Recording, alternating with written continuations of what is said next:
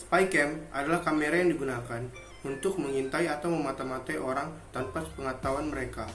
Spycam atau kamera mata-mata ini jelas berbeda dari CCTV pada umumnya, seperti yang ada di minimarket, kantor, ataupun rumah. Karena Spycam bisa merekam tanpa Anda sadari. Jelas alat ini begitu kecil, namun memiliki daya tangkap yang besar. Letaknya juga sengaja disematkan pada posisi yang jarang orang ketahui. Beberapa kamera Spycam pengintai memiliki inframerah yang mampu melihat dalam gelap. Beberapa memiliki remote jarak jauh, wifi, bahkan sensor gerak dan suara. Contoh dari Spycam sendiri bisa berupa kacamata berkamera atau kacamata Spycam Full HD, Spycam kancing baju, button kamera berbentuk gantungan pakaian, Spycam jam tangan, jam dinding berkamera, pulpen berkamera, Spycam berupa berbentuk pengharum ruangan dan sebagainya. Spycam merupakan salah satu bentuk kemajuan teknologi pada masa sekarang. Spycam yang berawal dari CCTV digunakan sebagai kamera pengintai, lalu dengan seiringnya berjalannya waktu, muncullah kamera inovasi baru yang berukuran lebih kecil. Bentuk kameranya didesain berbeda dari umumnya CCTV kamera atau bentuknya sudah dikamuflasekan dengan benda lain. Ada juga bentuk kecil lainnya yang dapat disembunyikan maupun dapat dimodifikasi sendiri dengan benda lain. Salah satu contohnya adalah Spycam berbentuk pulpen. Kegunaan Spycam pen ini diantaranya untuk mengambil objek seperti kamera, untuk menulis seperti pulpen biasa, merekam suara, merekam video dengan kapasitas video sampai 2 jam. Spycam pen ini bisa diletakkan di mana saja, seperti salah satunya di saku baju.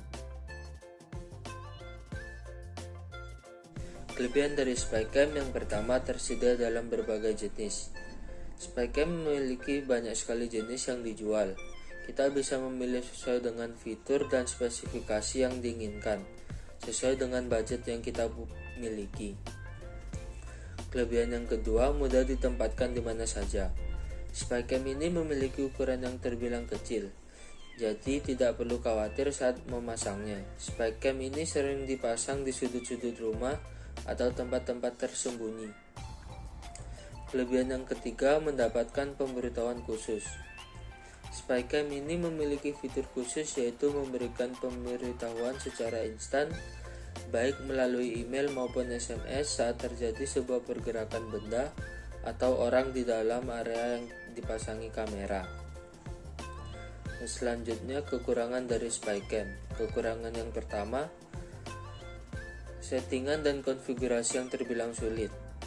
Spycam ini memiliki settingan dan konfigurasi yang tergolong sulit, sehingga membutuhkan orang yang berpengalaman dan memiliki pengetahuan tentang kamera supaya dapat melakukan setting dan konfigurasi dengan baik. Kekurangan yang kedua yaitu kualitas gambar.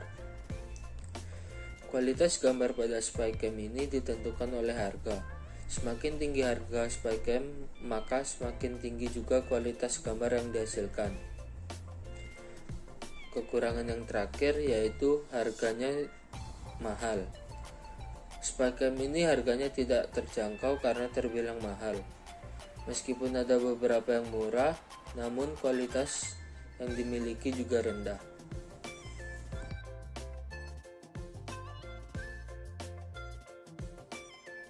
Pada dasarnya, Spycam dapat dilakukan oleh oknum-oknum yang tidak bertanggung jawab.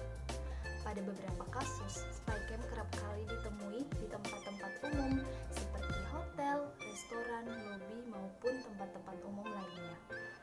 Hal ini terjadi lantaran ada beberapa oknum yang menyalahgunakan Spycam sebagai tindak-tindak kejahatan. Misalnya saja pada kamar hotel. Spycam kerap kali dipasang pada balik cermin toilet maupun pada balik layar TV kamar hotel.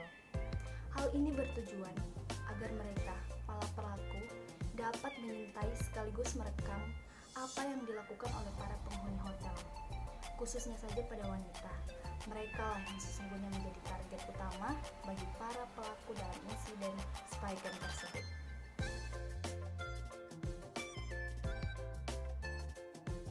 Mungkin begini, pada dasarnya hingga saat ini belum ada solusi yang pasti mengenai cara menghentikan insiden Spycam. Akan tetapi ada kemungkinan Kita dapat mencegah terjadinya insiden ini dengan cara lebih berhati-hati dan sebisa mungkin memperhatikan titik-titik tertentu sembari mencari apakah di sekitar kita terdapat spy cam atau tidak. Biasanya spy cam ini insidennya terjadi di toilet umum atau kamar pas di dalam mall atau toko baju. Oleh karena itu, untuk meningkatkan kewaspadaan ada beberapa cara yang bisa dilakukan untuk melacak kamera pengintai tersembunyi menggunakan smartphone baik Android maupun iOS. Yang pertama ada melakukan panggilan telepon seluler. Cara paling mudah dan cepat yang bisa dilakukan untuk melacak kamera pengintai tersembunyi menggunakan ponsel adalah dengan menggunakan panggilan seluler. Umumnya kamera pengintai tersembunyi akan mengeluarkan frekuensi radio khusus. Saat ada panggilan seluler, frekuensi tersebut akan mengganggu sinyal panggilan seluler. Apabila Anda mendeteksi sinyal yang tidak stabil atau tersendat di posisi tertentu, Anda bisa mulai curiga barangkali ada kamera pengintai tersembunyi di titik tersebut. Perlu diingat, cara ini butuh kejelian dan kurang akurat, sebab dalam area tertentu bisa jadi sinyal seluler memang sulit diakses. Yang kedua ada memindai WiFi. Ada aplikasi pemindai WiFi yang bisa mendeteksi kamera pengintai tersembunyi. Salah satunya adalah Fing, yang tersedia di App Store maupun Play Store. Fing akan memindai seluruh perangkat yang menggunakan sebuah jaringan WiFi sebab kamera pengintai biasanya terhubung dengan jaringan WiFi untuk menayangkan gambar secara real time. Yang terakhir, yang ketiga, gunakan aplikasi pendeteksi. Langkah terakhir adalah dengan menggunakan aplikasi pendeteksi kamera pengintai tersembunyi. Ada beberapa aplikasi yang kompatibel dengan iOS maupun Android dan mudah diunduh di Play Store maupun App Store. Misalnya aplikasi Hidden Camera Detector yang akan memberi tanda dan bunyi alarm jika mendeteksi inframerah dari kamera pengintai. Kemudian ada aplikasi Glint Finder. Aplikasi ini menggunakan flash kamera ponsel untuk mendeteksi objek berkilau seperti lensa kamera. Pengguna kemudian akan diberi notifikasi jika ada risiko dirinya sedang diintai kamera tersembunyi. Ada pula aplikasi lain serupa seperti Wireless Camera Detector atau Detectify Hidden Device Detector.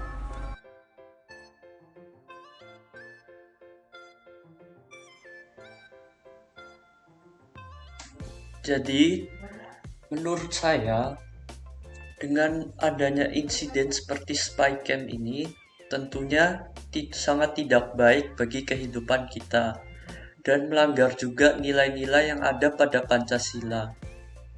Nah, sila yang dilanggar adalah sila kedua, di mana di sila kedua berbunyi kemanusiaan yang adil dan beradab. Lalu, apa kaitannya dengan insiden ini? Jadi, kemanusiaan yang adil dan beradab berarti setiap manusia punya haknya masing-masing sebagai manusia untuk dihargai. Sedangkan pada insiden ini atau insiden spy cam ini, hak privasi kita sebagai manusia itu dilanggar dan tidak dihargai.